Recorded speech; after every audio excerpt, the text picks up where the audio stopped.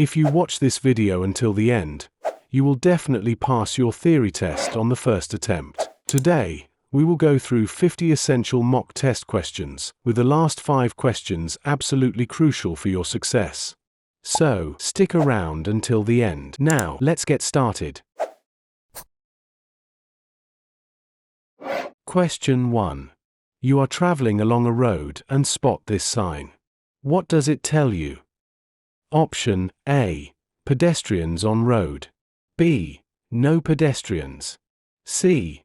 Zebra crossing. D. No motor vehicles.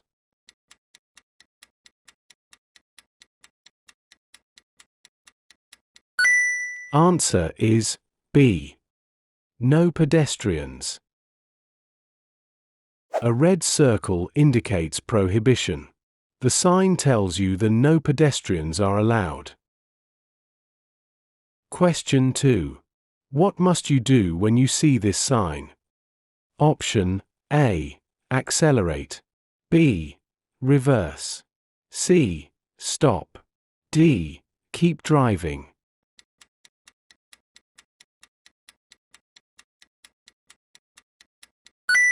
Answer is C. Stop. You must always stop when you see this sign. If there is more than one railway line over an automatic crossing, this signal will also flash and the sound of the audible warning will change if another train is approaching. Question 3. What should you do as you approach this bridge? Option A. Move to the right. B. Slow down. C. Change gear. D. Keep to 30 miles per hour.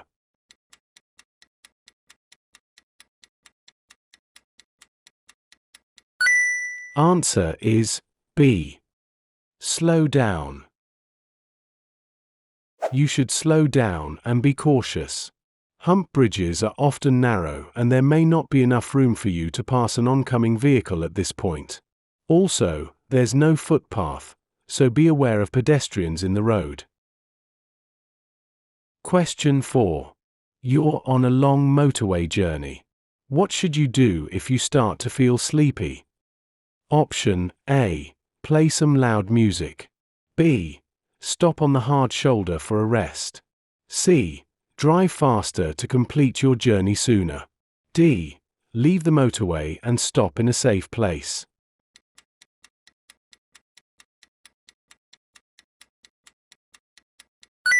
Answer is D. Leave the motorway and stop in a safe place. If you feel sleepy, you should leave the motorway at a service area or at the next exit and stop in a safe place to rest. A supply of fresh air can help to keep you alert before you reach the exit, but it isn't a substitute for stopping and resting. Question 5. What should you do when you move off from behind a parked car? Option A. Use the exterior mirrors only. B. Look around after moving off. C. Give a signal after moving off. D. Look around before moving off.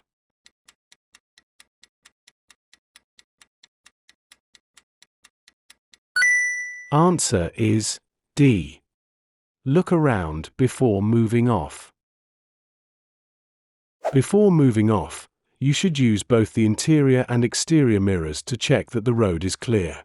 Look around to check the blind spots and, if necessary, give a signal to warn other road users of your intentions. Also look well ahead as you'll have to steer out into the road to pass the parked car.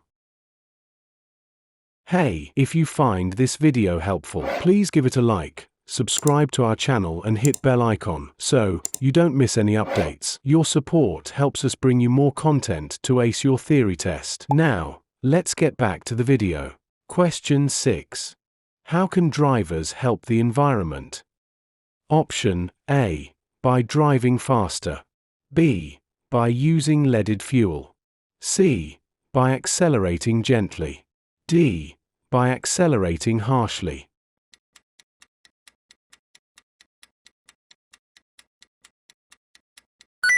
Answer is C. By accelerating gently. Rapid acceleration and heavy braking lead to increased fuel consumption and wear on your vehicle. Having your vehicle serviced regularly will maintain its efficiency, produce cleaner emissions, and reduce the risk of a breakdown. Question 7. What can you do to reduce environmental damage caused by your vehicle? Option A. Use the gears to slow the vehicle. B. Avoid making a lot of short journeys. C. Avoid using the cruise control. D. Use the air conditioning whenever you drive.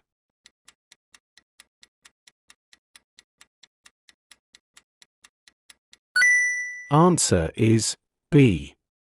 Avoid making a lot of short journeys. Avoid using your car for short journeys. On a short journey, the engine is unlikely to warm up fully and will therefore be running less efficiently. This will result in the car using more fuel and emitting higher levels of harmful emissions. Question 8. When is fuel consumption at its highest?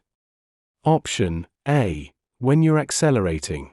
B. When you're coasting. C. When you're braking. D. When you're turning sharply.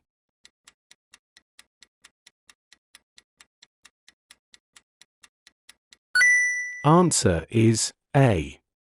When you're accelerating. Accelerating uses a lot of fuel, so always try to use the accelerator smoothly. Taking your foot off the accelerator allows the momentum of the car to take you forward, especially when going downhill. This can save a considerable amount of fuel without any loss of control over the vehicle. Question 9. What should you do when you're driving in snowy conditions? Option A. Be ready to steer sharply. B. Brake gently in plenty of time. C. Use side lights only. D. Brake firmly and quickly.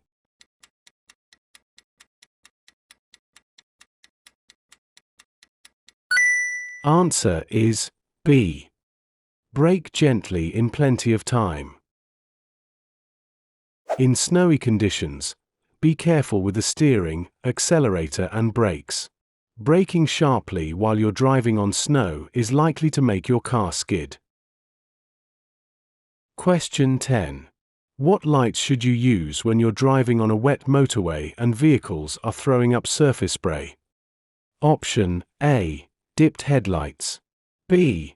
Hazard warning lights. C. Side lights. D. Rear fog lights.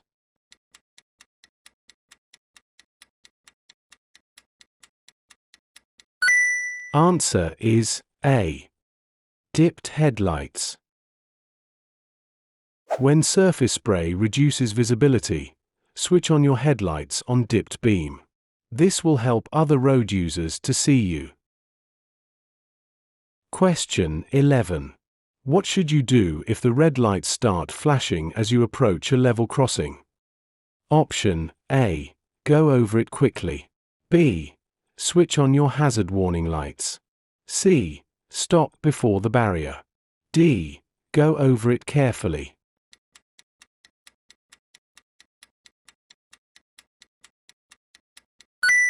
Answer is C. Stop before the barrier.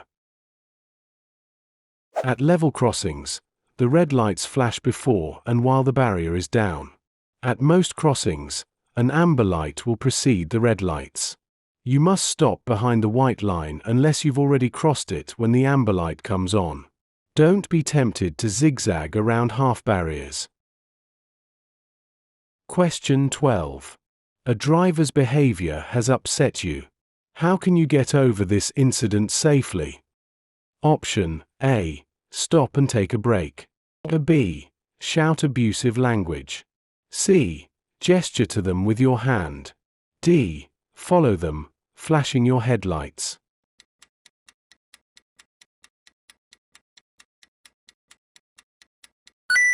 Answer is A. Stop and take a break. If you feel yourself becoming tense or upset, stop in a safe place and take a break. Tiredness can make things worse and may cause a different reaction to upsetting situations. Question 13. Why are place names painted on the road surface? Option A. To prevent you from changing lanes. B. To warn of oncoming traffic. C. To help you select the correct lane in good time. D. To restrict the flow of traffic.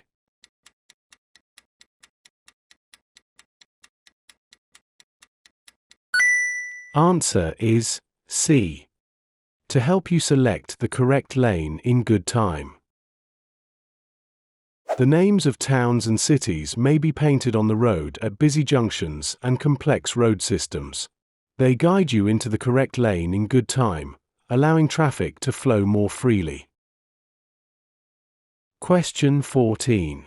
You're invited to a pub lunch. What should you do if you know that you'll have to drive in the evening? Option A. Have some milk before drinking alcohol. B. Don't drink any alcohol at all. C. Avoid mixing your alcoholic drinks. D. Eat a hot meal with your alcoholic drinks.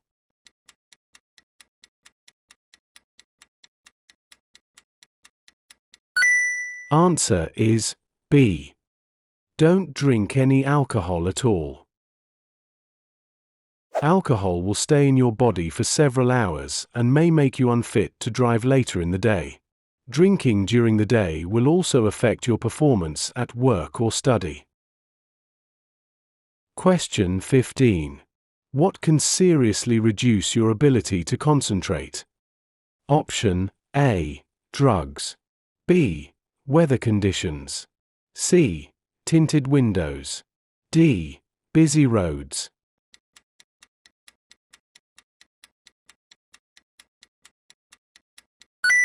Answer is A.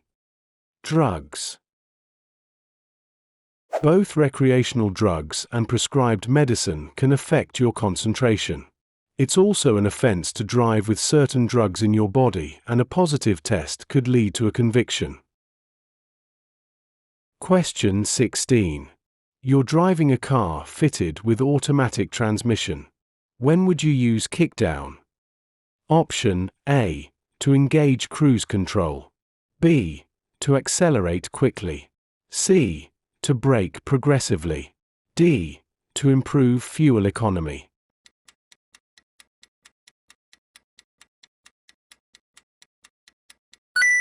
Answer is B. To accelerate quickly. Kickdown selects a lower gear, enabling the vehicle to accelerate faster. Question 17.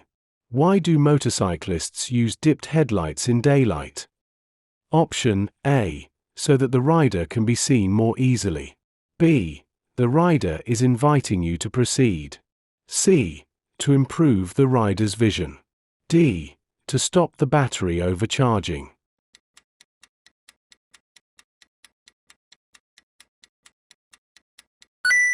Answer is A. So that the rider can be seen more easily. A motorcycle can be lost from sight behind another vehicle. The use of headlights helps to make it more conspicuous and therefore more easily seen. Question 18. You've just passed your driving test. How can you reduce your risk of being involved in a collision? Option A. By always staying close to the vehicle in front. B. By taking further training. C. By staying in the left-hand lane on all roads. D. By never going over 40 miles per hour.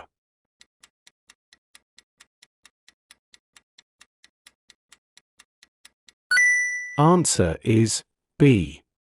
By taking further training. New drivers and riders are often involved in a collision or incident early in their driving career. Due to a lack of experience, they may not react to hazards appropriately. Approved training courses are offered by driver and rider training schools for people who have passed their test but want extra training. Question 19. You're traveling on a narrow section of road. What should you do if a horse rider ahead is riding in the center of the lane? Option A. Move across to the right and try to ease past them. B. Get up close behind to encourage them to move aside. C. Stay behind and allow them to ride in this position. D. Sound your horn to alert them to your presence.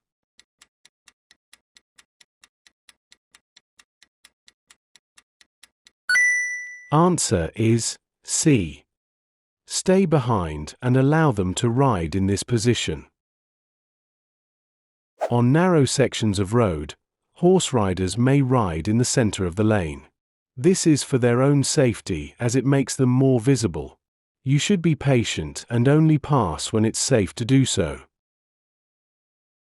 Question 20. You're about to reverse into a side road. What should you do if a pedestrian is waiting to cross behind your car? Option A. Reverse before the pedestrian starts to cross. B. Give way to the pedestrian. C. Sound your horn to warn the pedestrian. D. Wave to the pedestrian to stop.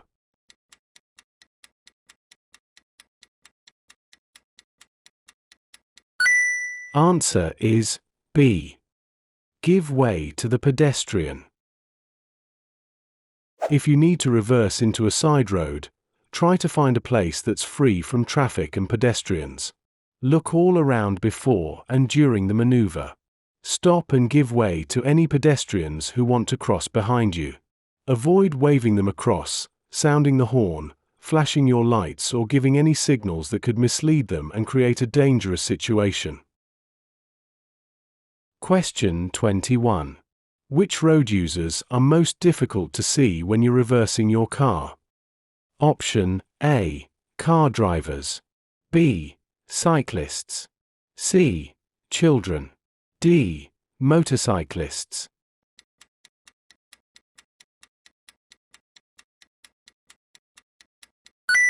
Answer is C. Children. It may not be possible to see a small child through the rear windscreen of your vehicle. Be aware of this before you reverse. If there are children about, get out and check that it's clear before reversing. Question 22. You're following a long vehicle approaching a crossroads. What should you do if the driver signals right but moves close to the left-hand curb? Option A. Report the driver to the police. B. Warn the driver about the wrong signal. C. Overtake on the right-hand side. D. Wait behind the long vehicle.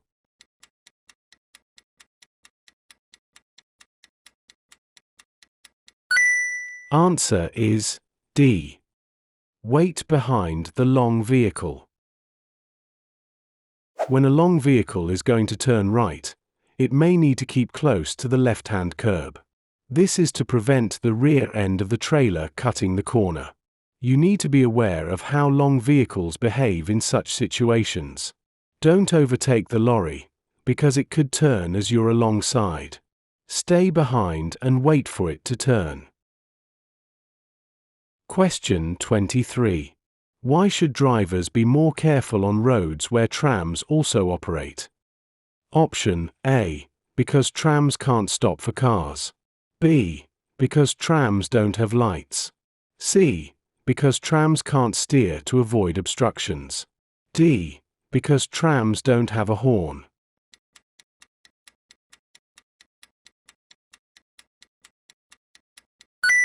Answer is C.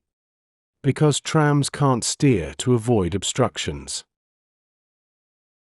You should take extra care when you first encounter trams.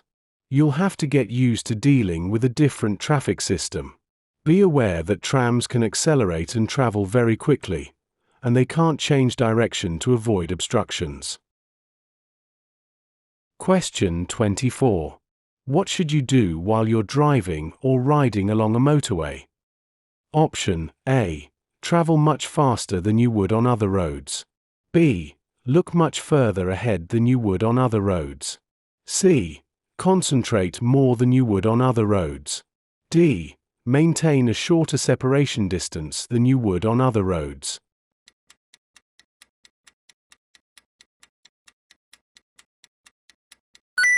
Answer is B. Look much further ahead than you would on other roads. Traffic on motorways usually travels faster than on other roads. You need to be looking further ahead to give yourself more time to react to any hazard that may develop. Question 25. What's the national speed limit for a car or motorcycle on a motorway? Option A, 50 miles per hour. B, 80 miles per hour. C, 70 miles per hour. D, 60 miles per hour.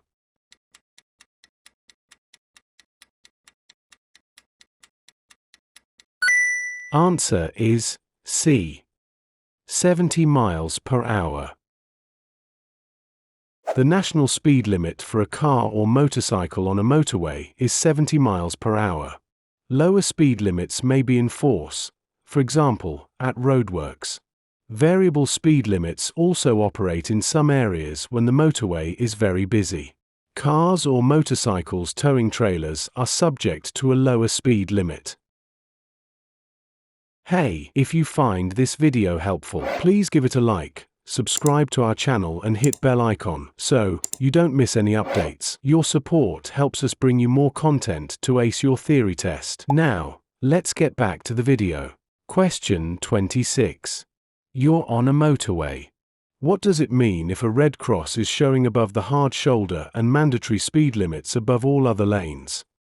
Option A. The hard shoulder is for emergency or breakdown use only. B. The hard shoulder has a speed limit of 50 miles per hour. C. The hard shoulder can be used as a rest area if you feel tired. D. The hard shoulder can be used as a normal running lane.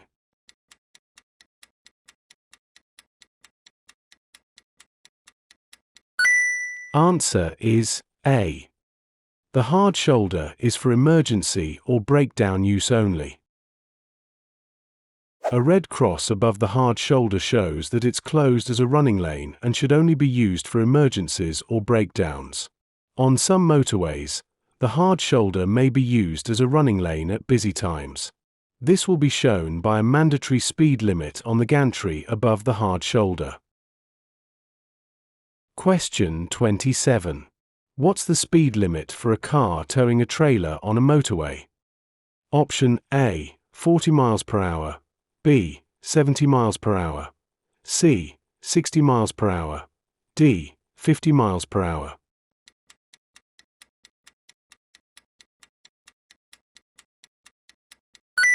Answer is C, 60 miles per hour. If you're towing a small, light trailer, it won't reduce your vehicle's performance by very much and it may not be visible in your mirrors. However, strong winds or buffeting from large vehicles might cause the trailer to snake from side to side. Be aware of your speed and don't exceed the reduced speed limit imposed on vehicles towing trailers. Question 28. Your vehicle breaks down on a motorway and you manage to stop on the hard shoulder. What should you do if you use your mobile phone to call for help? Option A. Check your location from the nearest marker posts beside the hard shoulder. B. Stand at the rear of the vehicle while making the call. C. Phone a friend and ask them to come and collect you. D. Wait in the car for the emergency services to arrive.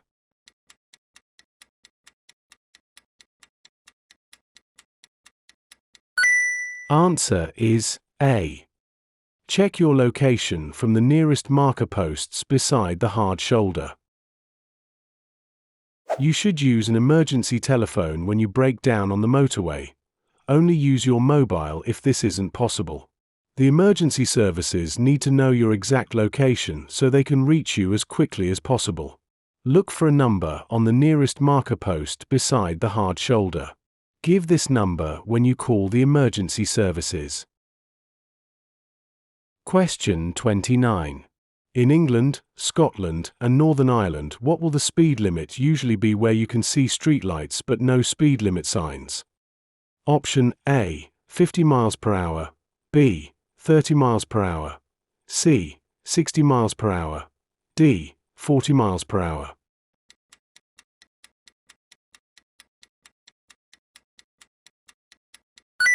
Answer is B, 30 miles per hour.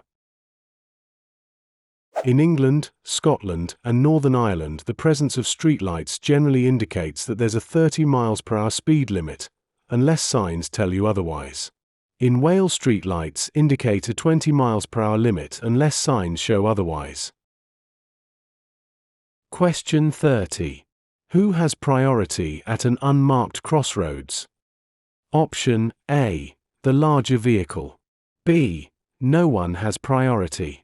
C, the faster vehicle. D, the smaller vehicle.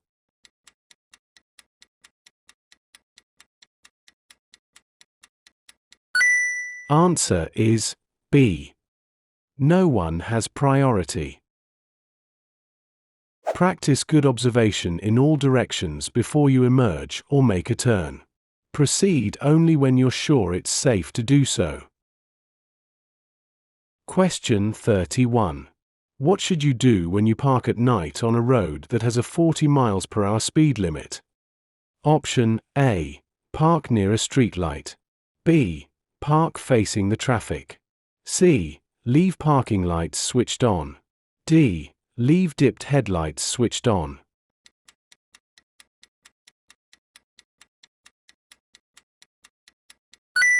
Answer is C, leave parking lights switched on. You must use parking lights when parking at night on a road or in a lay-by on a road with a speed limit greater than 30 miles per hour. You must also park in the direction of the traffic flow and not close to a junction. Question 32. When may you drive a car in this bus lane? Option A, outside its hours of operation. B, to overtake slow-moving traffic. C, you may not use it at any time. D, to get to the front of a traffic queue.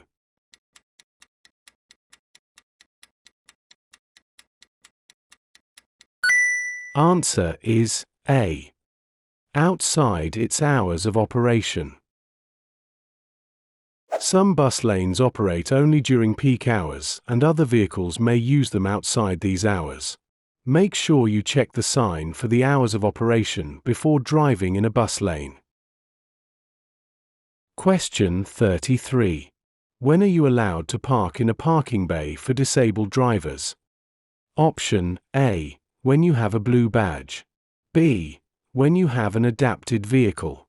C, when you have an advanced driver certificate. D, when you have a wheelchair.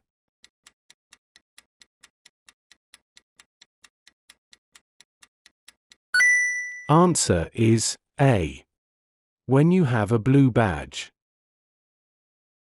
Don't park in a space reserved for disabled people unless you or your passenger are a blue badge holder. The badge must be displayed on the dashboard or fascia panel, where it can be clearly read through the front windscreen. Question 34. Which sign means no motor vehicles allowed?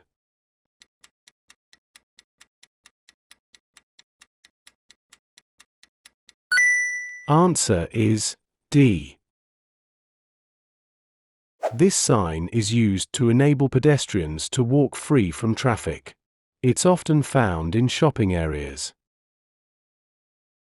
Question 35. What does this sign mean? Option A, approaching traffic passes you on both sides. B, pass either side to get to the same destination. C, turn off at the next available junction. D, give way to oncoming vehicles.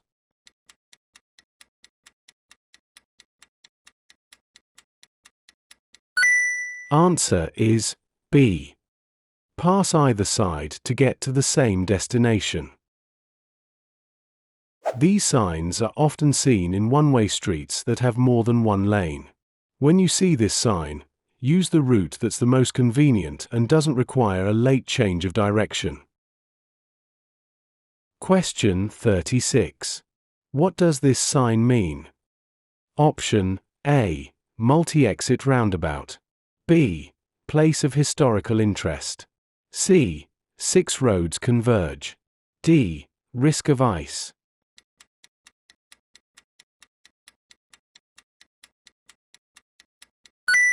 Answer is D. Risk of ice. It will take up to 10 times longer to stop when it's icy. Where there's a risk of icy conditions, you need to be aware of this and take extra care. If you think the road may be icy, don't brake or steer harshly, as your tires could lose their grip on the road. Question 37. What does this sign mean? Option A. Wait at the barriers. B.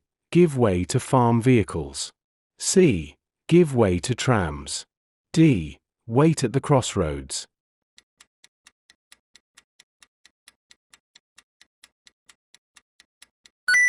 Answer is C. Give way to trams. Obey the give way signs. Trams are unable to steer around you if you misjudge when it's safe to enter the junction. Question 38. What does this sign mean? Option A. Turn left for parking area. B. Turn left for ferry terminal. C. No entry for traffic turning left. D. No through road on the left.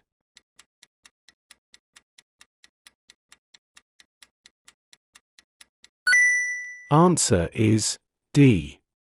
No through road on the left. This sign shows you that you can't get through to another route by turning left at the junction ahead. Question 39. What should you do when you see this sign at a crossroads? Option A. Telephone the police. B. Find another route. C. Carry on with great care. D. Maintain the same speed.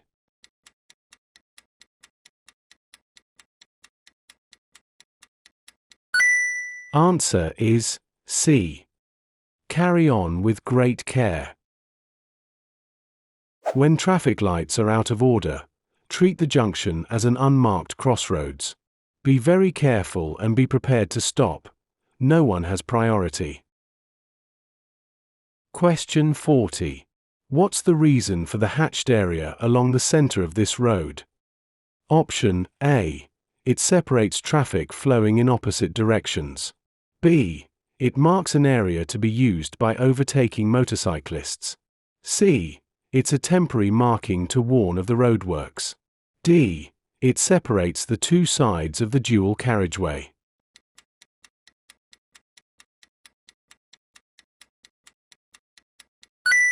Answer is A. It separates traffic flowing in opposite directions. Areas of hatched markings such as these separate traffic streams that could be a danger to each other. They're often seen on bends or where the road becomes narrow. If the area is bordered by a solid white line, you mustn't enter it except in an emergency. Question 41. When may you use hazard warning lights while you're driving? Option A. Instead of sounding the horn in a built-up area between 11:30 p.m. and 7 o'clock a.m. B. On the approach to toucan crossings, where cyclists are waiting to cross. C. On rural routes, after a sign warning of animals. D. On a motorway or unrestricted dual carriageway, to warn of a hazard ahead.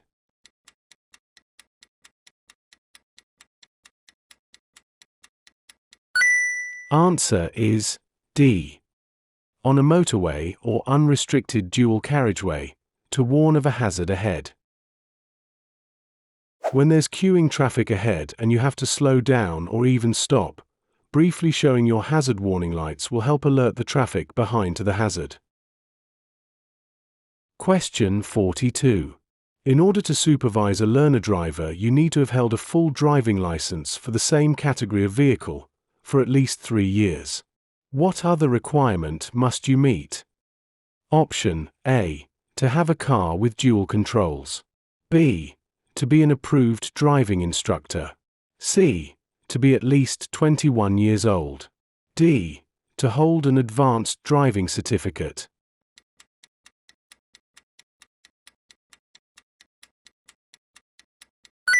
Answer is C. To be at least 21 years old. Learner drivers benefit by combining professional driving lessons with private practice. However, you need to be at least 21 years old and have held your driving license for at least 3 years before you can supervise a learner driver. Question 43. You're the first person to arrive at an incident where people are badly injured. You've switched on your hazard warning lights and checked all engines are stopped. What else should you do? Option A. Make sure that an ambulance has been called. B. Move the people who are injured clear of their vehicles. C. Try and get people who are injured to drink something. D. Stop other cars and ask the drivers for help.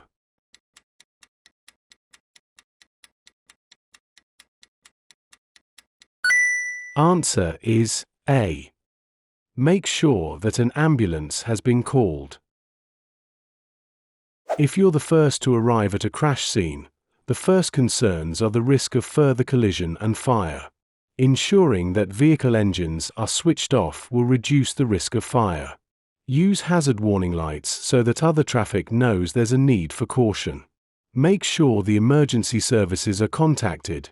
Don't assume it's already been done. Question 44. At an incident, how could you help a casualty who has stopped breathing? Option A. Try to give them something to drink. B. Follow the DVSA code. C. Raise their legs to help with circulation. D. Keep their head tilted forwards as far as possible.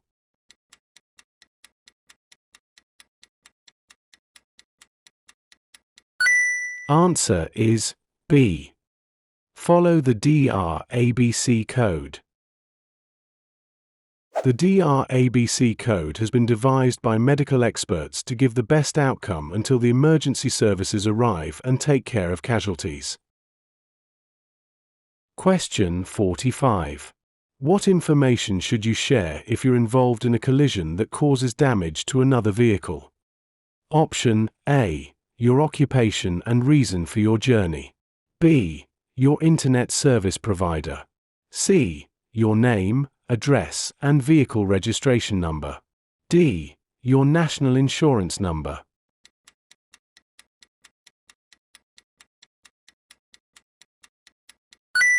Answer is C. Your name, address, and vehicle registration number. Try to keep calm and don't rush. Make sure that you've shared all the relevant details with the other driver before you leave the scene.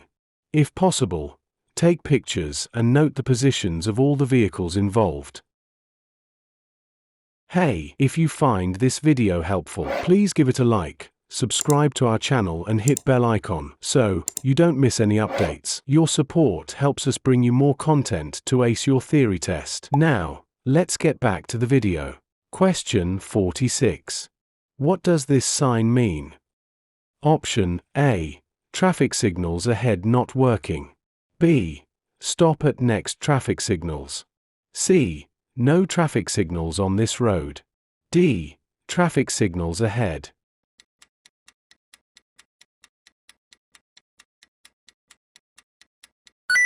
Answer is D. Traffic signals ahead. This sign indicates traffic signals ahead. Question 47. What does this sign mean? Option A. End of temporary restrictions. B. End of active traffic management. C. No through road. D. End of the motorway.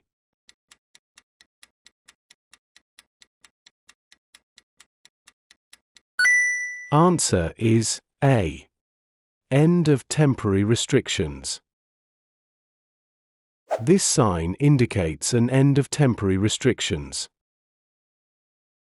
Question 48. What does this sign mean? Option A. Roundabout under repair. B. Roundabout. C. Mini roundabout. D. Mini roundabout under repair.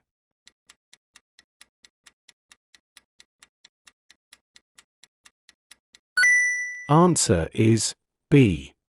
Roundabout. This sign indicates a roundabout. Question 49. What does this sign show? Option A. Temporary minimum distance between the vehicles. B. Number of road humps. C. Distance to deceleration lane. D. Temporary maximum speed.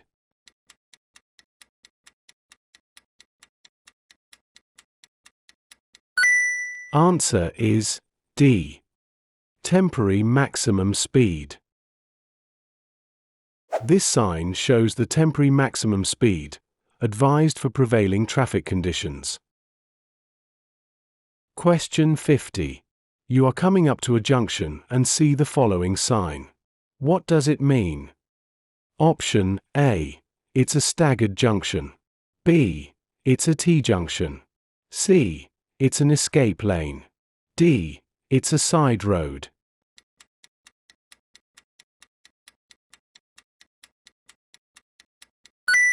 Answer is B. It's a T-junction. This is a warning sign and it tells you that you are at a T-junction. For more practice and updates, click on the video you're watching on the screen. Keep building your confidence and get closer to passing your theory test. Thanks for watching and see you in the next video.